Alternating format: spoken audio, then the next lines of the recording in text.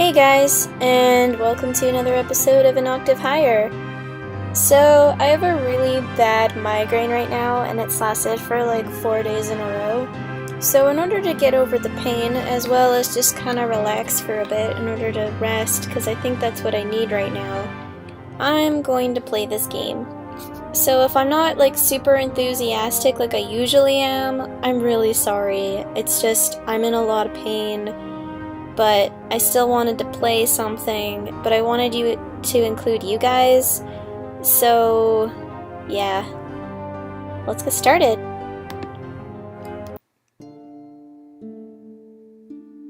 Alright, this is where we start learning about Elise's backstory.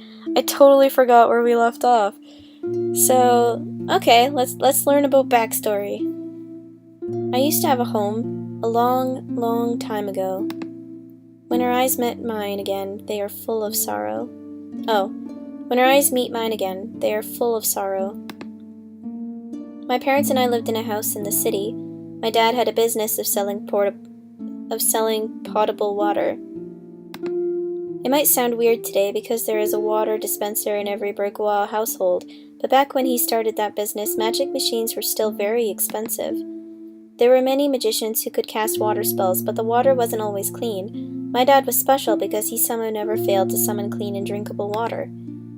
That's right, I also talked about this in the symposium 2 days ago. Not all water is the same type of water. The quality depends on a number of factors. So my dad started packaging the water he summoned into bottles. For a while, he made a nice living selling them. But eventually, magic machines got cheaper and cheaper until it reached a point where they were affordable to most people. It is now easier and cheaper to get a water dispenser than it is to buy water from a summoner. When I was 9, my dad went out of business. We fell into debt after that. Elise closes her eyes. After breathing out slowly, she opens them again. One day, I woke up alone in the house. My parents were nowhere to be found. That afternoon, a few men came looking for my dad. When they learned that my dad wasn't around, they got very angry, but eventually left.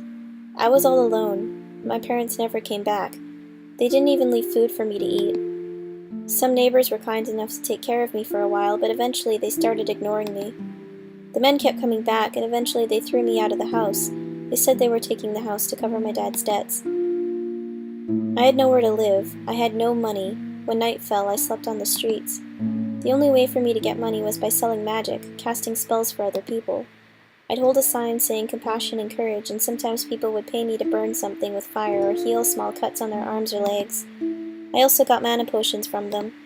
But at one time I wasn't able to get any money and hadn't eaten anything for several days, so I decided to steal a loaf of bread from a bakery. Unfortunately, I was caught and handed to the police.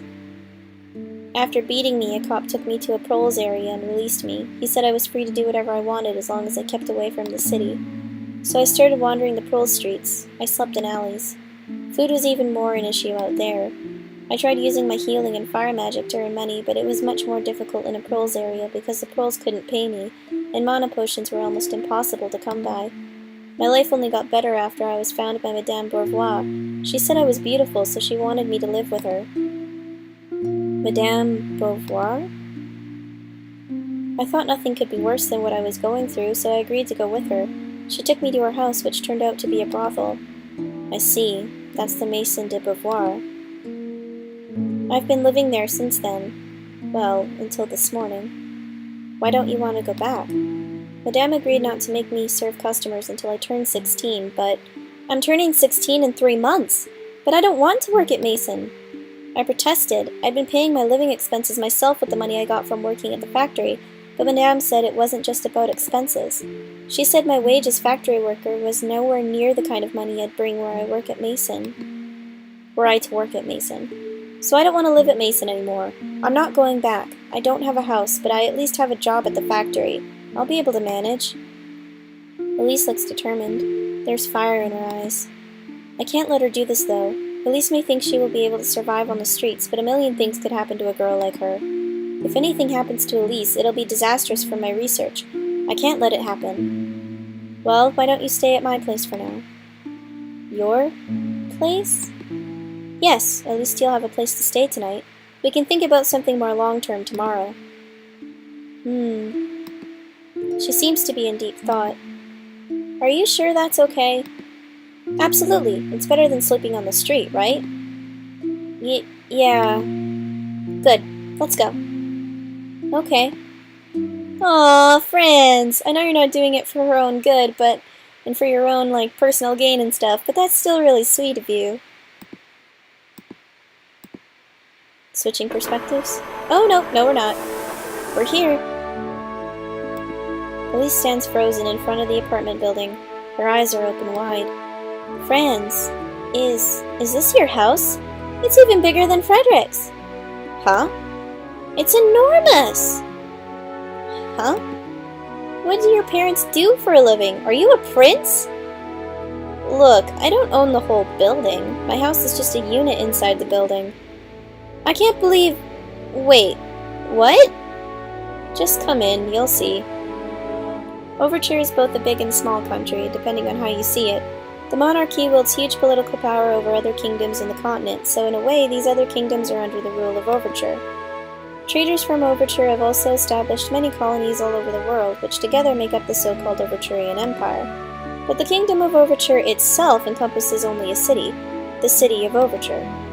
What that means is that this city is home to the kingdom's entire ever-growing population, as well as immigrants who have come to the magical science capital of the world. Oh shit, so that means it's huge. As a result, land is expensive, and the city has opted for vertical developments. Nowadays, most people in the middle class live in apartment buildings or similar shared dwellings. Elise's lack of knowledge about this type of housing means her parents used to have their own house, either because they were rich enough to buy one or because their family had owned the house for generations.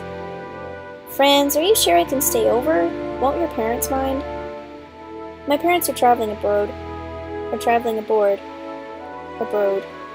How would you say that? Aboard? Aboard? Abroad? A lot of people say abroad, so I think I'm just gonna go with that. It will just be you and me alone at home. I see. It's not a problem then. Yeah, don't worry about it. Okay. I go inside, Elise following closely behind me. Are his parents there? Wait a minute. I think I just uttered something very amazing. Wow, the staircase is curved like in Mason. Hey Megan, with your very long Skype name. I understand that you've got lots of homework, and it sucks. I'll be in the same boat as you too, if I'm not already by the posting of this video, which I probably am. What was I saying again? My parents are traveling abroad. No, not that. Oh, so is this what you meant by your house being just a unit in the building? After that, it will just be you and me alone at home. Ah, it's a lovely house! Hey, this couch is like one we had in my old house! Me and Elise alone at home. Whoa, I didn't think about this before, but I'm actually bringing a girl home, and she's staying overnight! My heart suddenly starts to beat faster. Wow, this is like the quality assurance office at our factory. Is this your bedroom, Franz? You compared his bedroom to a fucking office and a building. Oh dear lord. But in a way, it does kind of look like that. Yeah, this is my... Huh? Huh? Bedroom? When did I get here? Wait a minute, did I just lead a girl straight into my room? Is it supposed to be this easy? Elise is smiling without a care, her face a picture of innocence. Franz? Yeah, this is my bedroom. Her gleaming eyes wander from one corner of the room to the next. Okay, calm down. Let's rationally analyze the situation. Why would Elise not be worried about sleeping in the same room with the man she just met? A. She isn't aware of the danger. B. She doesn't see me as a man. C. She is completely okay with it. Ah, your bed looks so comfortable! Answer A. She isn't aware of the danger. Is impossible, considering that until this morning she had been living at Maison de Beauvoir. She must be hyper-aware of how men think. Answer B. She doesn't see me as a man. Is also impossible, because come on, I'm the definition of classic gentlemanly good looks. So, that only leaves... Well, thanks for showing me your bedroom, Franz. I'll go sleep on the couch in the living room. Good night! The door closes behind me. Good night, Elise. Can't sleep. Moon day 26 sextilis AM, 3:13. No wonder he can't sleep. The poor guy. He's got a girl in his house. And it's probably the first time he's ever had a girl in his house. The morning sunlight rouses me from my sleep. I blink a few times to shake off the drowsiness, but it's not helping. I eventually fell asleep last night, but only after tossing and turning for hours. In the end, I managed to get maybe 4 hours of sleep. Outside my room, I meet Elise, who has just come out of the bathroom, looking energetic with the usual guiltless smile on her face. After having breakfast, Elise said she always skips breakfast, but I made her eat just in case she decides to run off again. We head outside. I have a feeling that I'm forgetting something important. Oh no.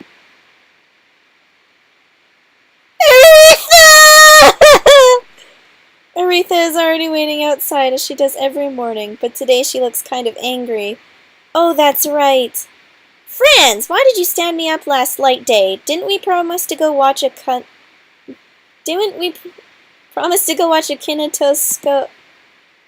She's quiet. Good morning, Aretha. She is so upset. Oh my god. Oh my god, she looks like she's gonna cry. Aretha looks at Elise. And Elise is completely clueless. Then she looks at me. Oh god. Then at Elise again.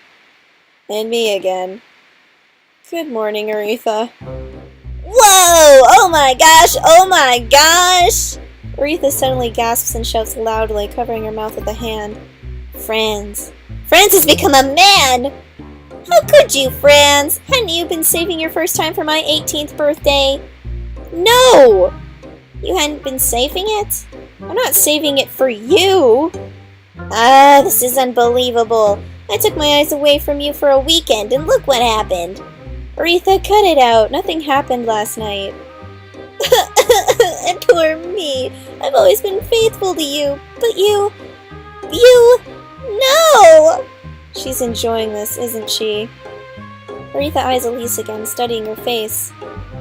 So this is Fran's type, eh? Not bad, Franz. As your love advisor, I must say you've done me proud. When did she become my love advisor? Oh, Franz, I didn't think you'd be able to make a girl fall. She pauses when her eyes travel downward from Elise's face and catch the sight of her clothes. Aretha blinks a few times. An M&M factory worker? Hello. I'm Elise Shelley. Hi, Elise. My name's Aretha Blyton. I'm a friend of Fran's from the conservatoire. Nice to meet you, Mrs. Blyton. Call me Aretha. Nice to meet you, Aretha. Aretha throws me a glance that says, Why is this girl with you? Did you abduct her? No, I didn't. Didn't what? Elise is helping me with my research. I give Aretha a summary of what has happened between me and Elise since I saw her trying to revive a broken piano at the factory 3 days ago. And that's why I couldn't meet you at the theater on light day. Sorry. Wow. Wow. Wow, awesome!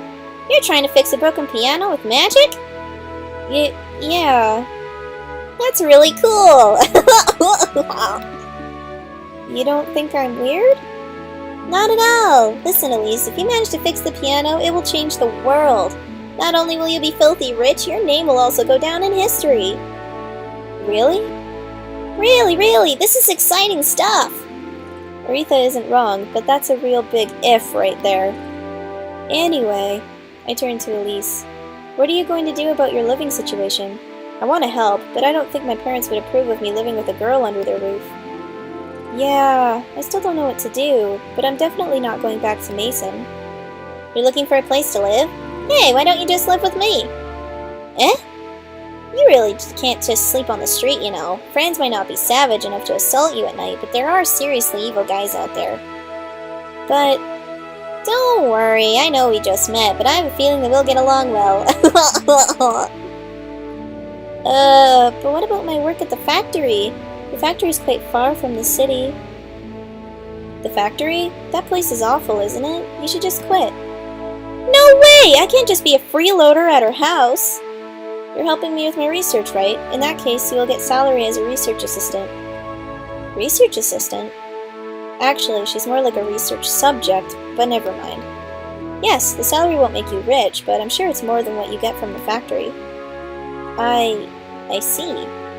Elise begins pondering in silent hesitation. She looks really unsure how to accept the offer. What do you think, Elise? What do you think? What do you think? Aretha can be like a little girl sometimes. She's like a child who wants a little sister. What does a research assistant do? Well, in your case, I only need you to cast magic spells. Come on, what do you think? I give Aretha a light chop on the head. Ow! She seems to get my message to not disturb Elise while she's thinking. Finally, Elise comes to a decision. Okay, I'll take both of your offers. Awesome! Shall we go to my house? My mom will love you. Hey, are you forgetting that we have to go to the conservatoire? Oh, you're right. Sheesh. Well, now that she has Elise as her new toy, maybe Aretha will stop teasing me so much. I'm sorry, Franz. I didn't realize how much you were looking forward to going to the conservatoire with me. Or maybe not. Let's go, Elise. Am I going too? Of course, you're my research assistant, remember? Right. We're all traveling together! Yay! I did not expect this at all. I thought Aretha was gonna get like all jealous and shit because she seems to kind of like Franz. But I guess not? Like, I don't know. Oh shit, I ran out of water. I'm gonna be right back.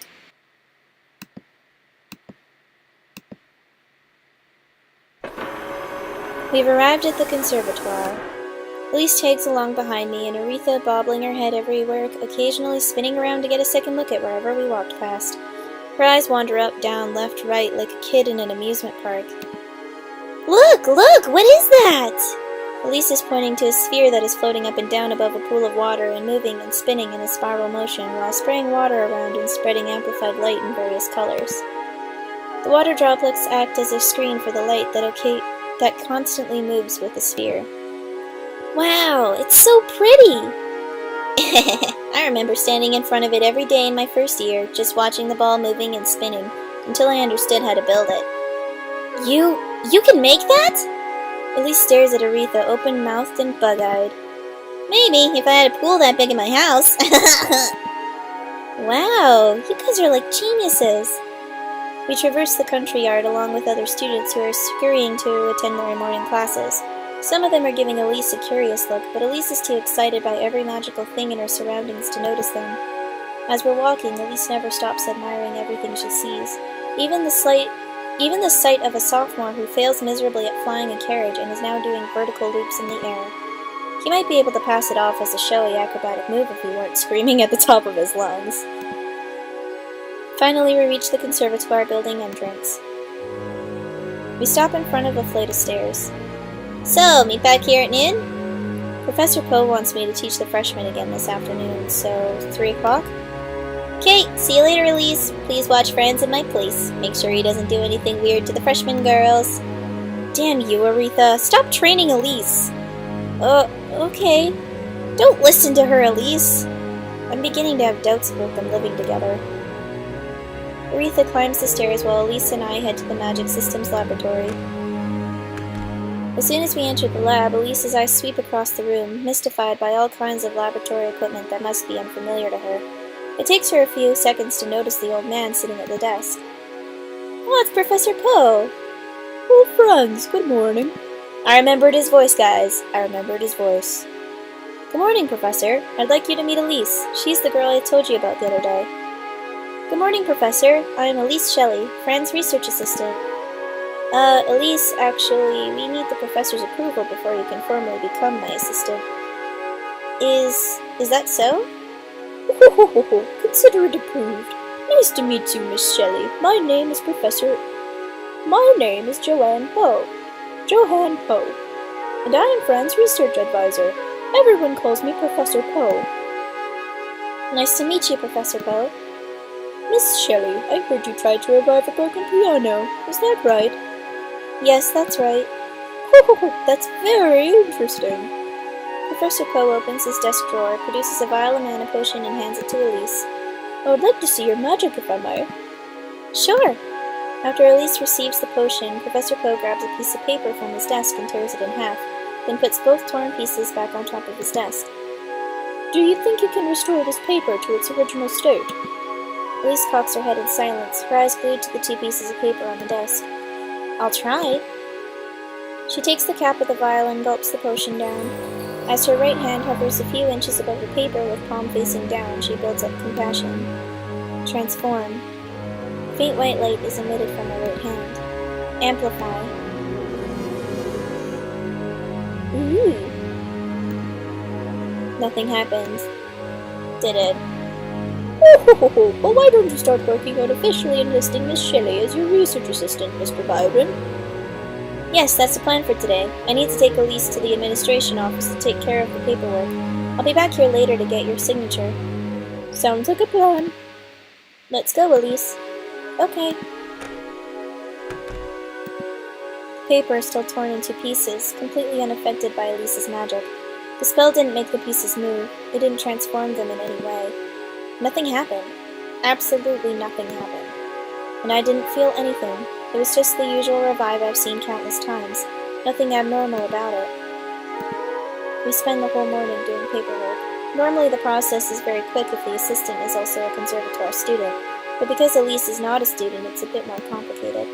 What complicates it even more is that Elise doesn't have any identification, which is hardly surprising given her circumstances, but the administrative assistant insists on following protocol. We finally resolve the issue with Professor Poe's help. When we're done with the administration stuff, it's already lunchtime, so I take Elise to the cafeteria. I've always thought that the prices here are student-friendly, but apparently Elise thinks they're expensive. What can she possibly afford on her budget? Cat food? We go back to the laboratory after lunch. Have you taken care of everything? Yes, sir. Good. Well, welcome to the Magical Systems Laboratory. Welcome to the Magic Systems Laboratory, Miss Shelley. Ho ho ho ho. Yeah. Elise's head is hung low, her eyes focused on the torn paper still on the desk. Don't worry about this. I'm sure your magic will greatly assist this research. Isn't that right, Franz? Yes, Professor, definitely. Well, I have a meeting to attend outside the conservatoire, so I shall take my leave. I'll leave the IMS class in your capable hands again, Franz. Remembering that I have to teach the freshmen again today, I take out my chronometer to check the time. It's just about to begin. Yes, Professor. Should I just wait here, or... Why don't you join, Franz? Perhaps you'll learn something that can help you figure out a way to fix that piano. But I'm not a student here. Well, but you're now officially Franz's assistant, aren't you? Franz is my assistant, so by extension, you're also my assistant. Oh, alright. Good. I'll see you both tomorrow. At least I hope I remembered his voice correctly. If not, then I'm sorry.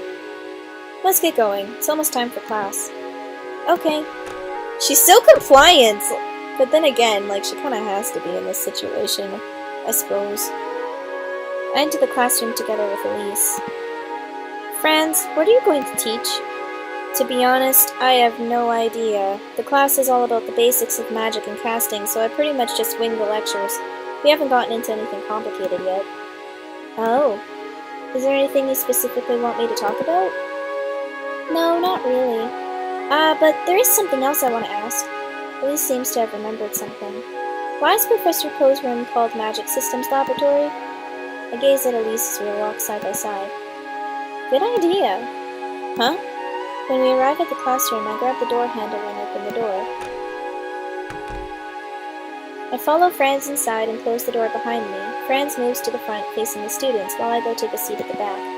I can feel the students' eyes following me. They're probably wondering why there's a girl without a proper school uniform joining the class. I'm excited to be attending a lesson, but I'm also nervous because I feel like I'm not supposed to be here. Good afternoon, class. Professor Poe is absent again today, so I'm standing in for him again. Lucky you. Last time we learned about one of the fundamentals of magical science, which is the magic formulae. Today I'm going to talk about another important thing that happens to be closely related to magic machines. If you don't know what a magic machine is by now, I suggest you drop out of school, because you are dangerously unobservant. They're everywhere, all around us. Now think about your average magic machine. There are some simple magic machines whose function is limited to one magic spell. For example, your stove can only cast fire. However, many magical machines are more complex, usually involving a combination of a series of magic spells. Omnibuses, for example, can nullify gravity and transform the movement of air. In this case, the magic of an omnibus can't be adequately described with just a magic formula, which is why there is another model that's a little more complicated, called a magic system. Hearing Franz say a magic system reminds me of Professor Poe's room, the Magic Systems Laboratory. A magic system is formally defined as a combination of a series of magic spells that act upon a set of inputs to produce one or more outputs. Write that down. So going back to the omnibus, you could say that an omnibus machine is a magic system that takes the omnibus, the driver's willpower, and the driver's faith to create motion. In this case, there are three inputs: omnibus, willpower, faith, and one output: motion. Basically, anything that uses magic spells to process something into something else is a magic system. It doesn't even have to be a magic machine, for example. When Franz is thinking, his eyes met mine. For example, the assembly line in a factory. To produce a chassis for a magic machine, first chunks of metal are deposited into a furnace, and then a factory worker melts the metal with fire. I was that factory worker. The liquefied metal is then transferred to a mold, and another worker turns the metal back into solid by absorbing its heat using another spell. The result is our chassis part. And that other worker was Jude. It was done by two human magicians, but the process is a magic system that takes two inputs: metal chunks and courage to produce an output, a chassis. Whoa, I never knew that I was a component of a magic system. Last time we learned about how we could use magic formulae as a notation to describe magic spells. Now, how do we describe a magic system? What kind of notation do we use? Franz pauses, waiting, but the students stay quiet. Doesn't anyone know the answer to Fran's question? I certainly don't. I don't even know what a magic formula is. For this purpose, we have something called a magic system diagram. Of course, a magic system diagram to describe a magic system. I could have guessed that. Let me show you what it's like. Franz turns his back on the students to face the blackboard and starts drawing something. This is the magic system diagram of a simple water dispenser. Okay, that doesn't look so simple. You can choose whatever you want. You can choose whether you want cold water or hot water, and the dispenser will dispense the water you choose. In a real machine, this choice may be represented by the position of a lever. What does that diagram mean? It makes no sense to me. As you can see, when the machine is in cold mode, it summons water by using intelligence, and then the heat is nullified from the water. We get cold water as a result. When it is in hot mode, the machine still summons water, but now the water is heated using fire, and we get hot water as a result. That's how we describe a water dispenser as a magic system that takes intelligence and courage to produce hot water and cold water. I'm still quite confused, but I think Fran's explanation helps a little. After that, Franz continues explaining about magic systems, but his explanation makes less and less sense to me. This reminds me of what Ji-sang told me yesterday. The magicians in his homeland can cast more powerful magic spells, but Overturian scientists know better ways of using magic as well as practical applications of magic. There is more to magic than just casting spells. What Franz is teaching right now is the science of magic.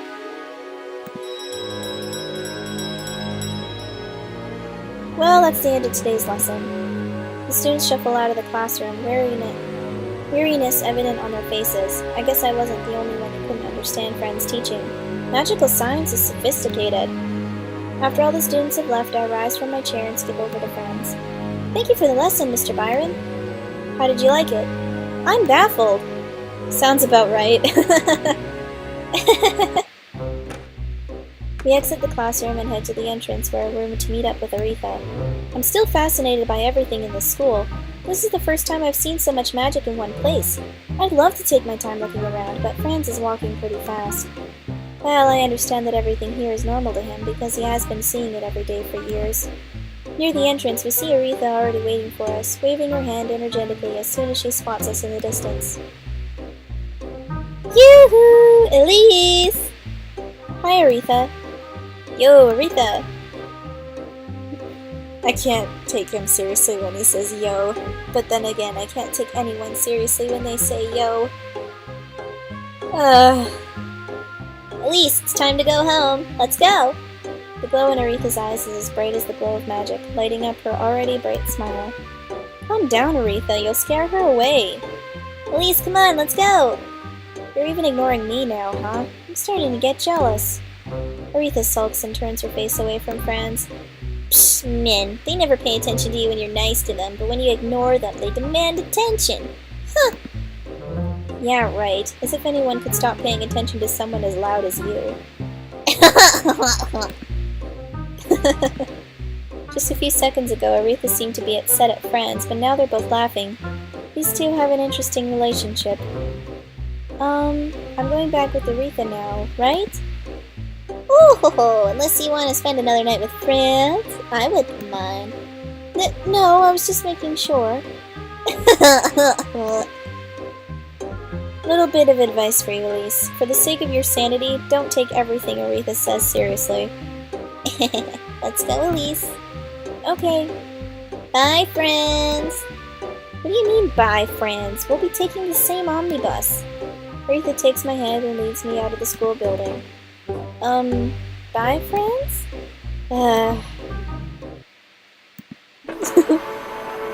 Franz, Aretha, and I sit together on the omnibus, having small talks along the journey. We talk about everything from Franz and Aretha's activities in school to my work at the factory. Occasionally, Franz and Aretha would tease each other too, which I now understand to be their way of having fun. I used to think that the bourgeois despised us Poles, but maybe that's not how it is. It's just that there's this social barrier that is preventing the two groups from communicating. For some reason, Franz, Aretha, and I are able to get past this barrier. And that reason is probably my magic, because that's the common ground between me trying to fix the piano and Franz's research. Without my magic, I'd still be living at Mason, if not on the street. Magic saved me. Sorry, I'm adjusting myself again.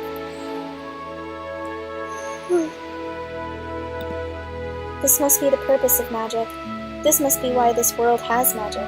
Why the world needs magic. Magic gives us hope. Magic is hope.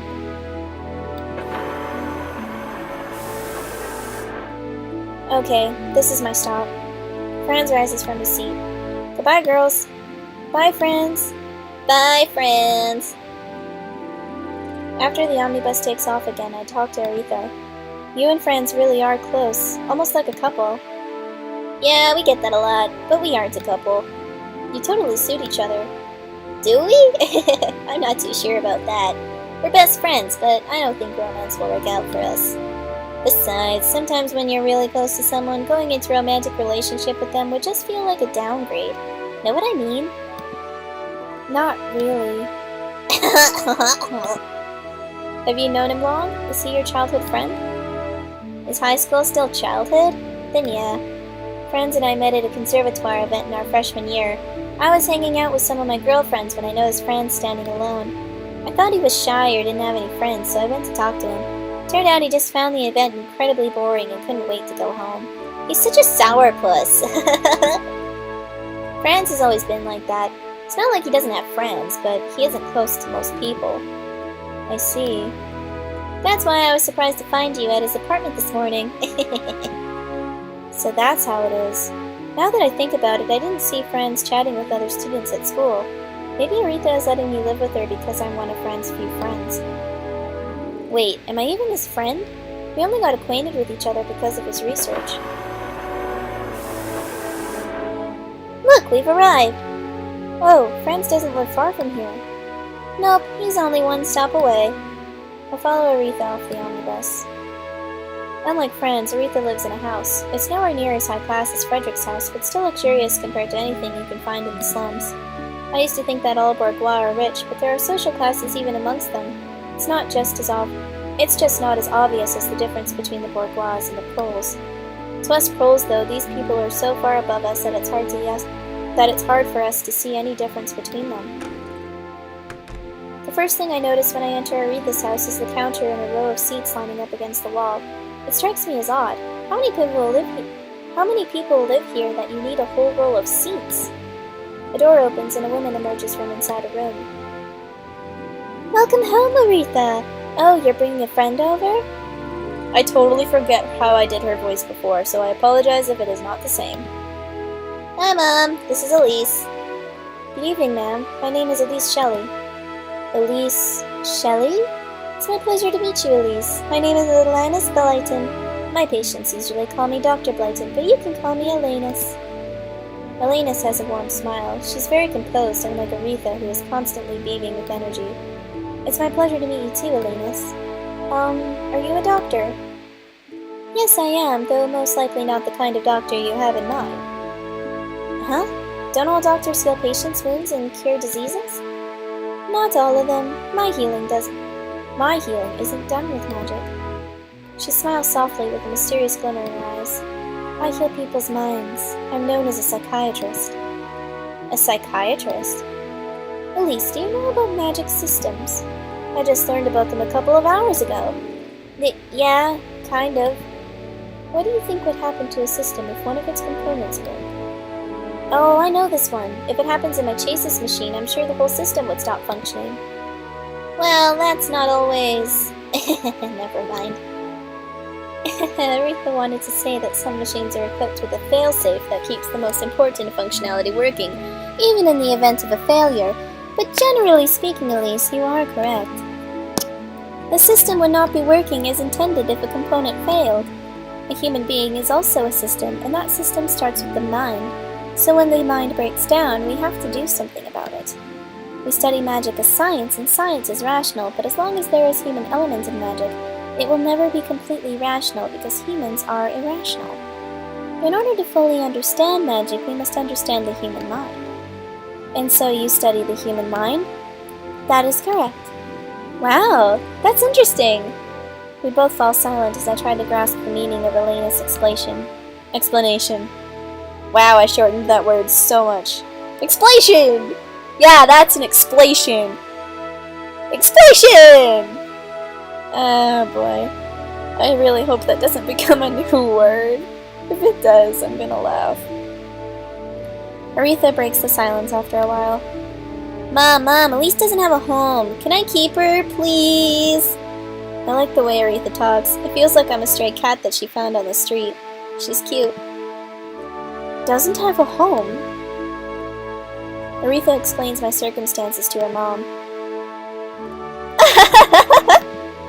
Hearing her daughter's explanation, Elanus breaks into laughter and losing the cool composure she's been keeping until now. I'm sorry. Elise, I think you of all people should understand exactly what I was saying about irrationality. Uh-huh? Trying to revive a broken piano? You realize that all science we know to this day doesn't agree with that line of reasoning, don't you? But that is exactly why the human mind is interesting. Humanity never stands still because there are always people like you who aren't afraid to challenge common sense. No, I don't want to do updates. Remind me tomorrow. Go away! Anyway, we happen to have a spare bedroom, so I personally would be happy to take you in our home. Welcome home, Elise Shelley. Thank you very much! Yay! I won't live here as a freeloader. As a research assistant, I get salary from the school, so I'll pay my living expenses. My, I wish my daughter would say something like that. But I don't have an income yet. Aretha, why don't you show Elise to her room? Okie dokie! Aretha shows me to her room. Ta-da! Here it is! The room isn't big, but it is 100 times more hospitable than Mason's attic. Its floor is sparkling white and the bed is very cozy, unlike the bed in my old room that's only marginally more comfortable than the floor. This is really nice. Why don't you take a rest for a few minutes? I'll call you when it's time for dinner. Aretha? Yeah? I haven't seen your dad. Is he still at work? I don't have a dad. Oh, I'm sorry. No, don't be. My mom told me that my father left shortly after I was born. That's why I don't have a dad. I see. So it's not because his dad died? Her. Okay, it's a girl. I see. So it's not because her dad died. That means Aretha and I were both abandoned by our fathers. That makes me feel closer to her somehow. Well, it is take some time to wind down. If you want to take a shower, there's a towel in the wardrobe. But you'll need mana to turn on the shower. It's okay, I drank a potion at the laboratory this morning. Okay, you should be all set then. Talk to you later. I sit on the bed and stare out of the window. I try to relax like Aretha told me, but my mind keeps wandering about. I remember visiting the school for the first time today, seeing its many enchanting magic machines. I think about casting my magic on the torn paper and wonder if I could be useful for Fran's research. I remember studying in class for the first time, listening to Franz talk about magic systems even though more than half of what he was saying went completely over my head. I think about Aretha and her mom, and what her mom told me. Magic, even as science, isn't completely rational because humans are irrational. A little bit later, Aretha calls me for dinner. Aretha, Alanis, and I have a long conversation over dinner, mostly about my life before I met Franz. I also tell them about how I was abandoned by my parents. Hearing my story almost drives Aretha to tears, whereas Elise seems to be particularly interested, asking me questions about my family. Aretha and I go back to my room after dinner and chat for hours until Elise comes in and tells us to go to bed. As I close my eyes and wait for sleep to come, I realize that today is the first time in so many years that I can sleep in a nice bed like this. It's funny. Yesterday I thought I'd spend the night sleeping on a street somewhere. 2 days ago I still thought that my 16th birthday would be my first day as a prostitute. But then the son of the Lord took me for a prostitute. I got mad and ran away, decided to never go back to Maison de Beauvoir. It's strange, but somehow my life got better because he treated me like the kind of girl I thought I would have to become. It makes me wonder, is Frederick really as bad as the lords who visit Maison every night? He only thought I worked at Maison de Beauvoir because he had seen me there. I guess it's reasonable to assume that any young girl seen near Maison is a prostitute. Do I hate Frederick? Oh no, I have to choose whether she hates Frederick or not.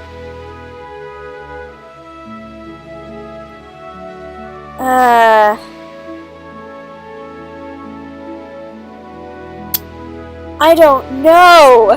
I don't know! Like, oh my god. I want to give him the benefit of the doubt, but at the same time, I'm also kind of pissed that he tried to treat her as a prostitute, even though, like, there was no, like, absolute clear indication of it. But then again, like,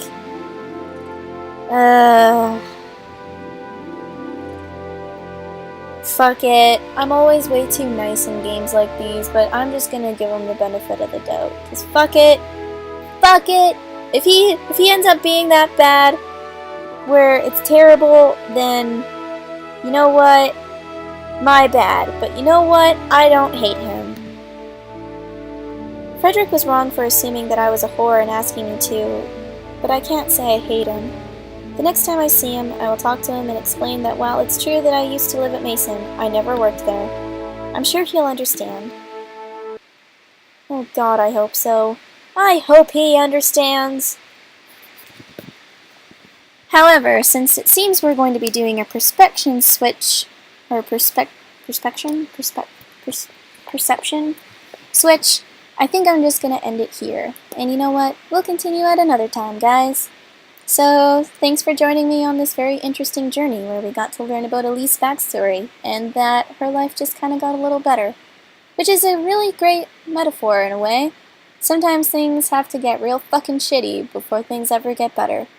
So keep that in mind, because I know that that's what it was like for me. So yeah, I'll see you guys in the next episode. Bye! Hey guys, and that was an octave higher. If you're interested in checking out the next episode, then just click on the icon on the right hand side. If you're interested in any of the other games that I have listed here that have very similar storylines that are pretty intricate, I would say to check them out as well. And if you want to subscribe, just click my icon and we're good to go. So yeah, see you later.